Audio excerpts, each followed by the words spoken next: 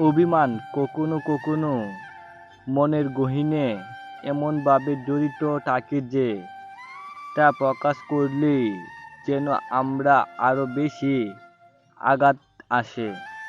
তাই চুপ থাকা হয় সবচেয়ে নিরাপদ।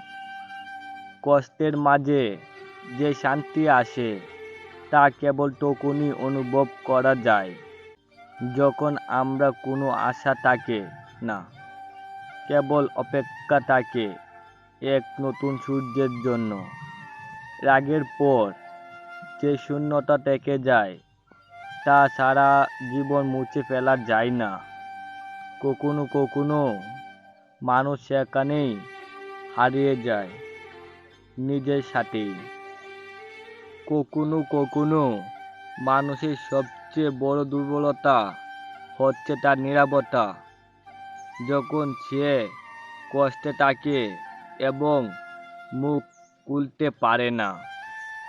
আমি বুঝতে পারি না কেন কিছু মানুষ আমাদের জীবনে আসে, তাদের কারণে আমরা শুধু আঘাত পাই, কিন্তু তারপরেও তাদের ছেড়ে যেতে পারি না। কিছু অভিমান, কিছু কষ্ট কখনো দূর হয় না, সেগুলো শুধু চুপ করে সহ্য করা হয়। আমাদের জীবনে কিছু অভিমান, কিছু ভুল থাকে যা কোনোদিন মিটবে না। শুধু সময়ের সাথে সঙ্গে সেগুলো হয়ে ওঠে পুরনো এক স্যাঁতসেঁতে দুঃখ। রাগ কখনো কখনো নিঃশব্দ হয়ে যায়, কিন্তু তার ক্রোধ সবসময় হৃদয়ে থেকে যায়। অনেক সময় ভেবে পাই না কেন এত কষ্ট, কেন এত যন্ত্রণা, আর তারপরেও কেন তাকিয়ে থাকি সেই মানুষটার দিকে। সে আমার কষ্টের কারণ। যখন কোনো মানুষ তোমার কাছ থেকে চলে যায় তখন মনে হয় যেন পুরো পৃথিবী হেলে পড়ে যায়। কষ্টের ভাষা কখনো মুখে আসে না, শুধু হৃদয়ের গভীরে এক অজানা যন্ত্রণা বেড়ে চলে। অভিমান এতটা গভীর হতে পারে যে কখনোই তা আর ফিরে আসে না।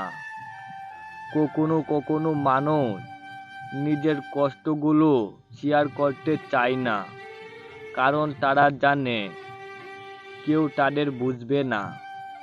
যে মানুষটা তোমার পাশে থাকার প্রতিশ্রুতি দিয়েছিল, সে যখন চলে যায় তখন এক ধরনের শূন্যতা অনুভূত হয় যা কোনো কিছু দিয়ে পূর্ণ হয় না।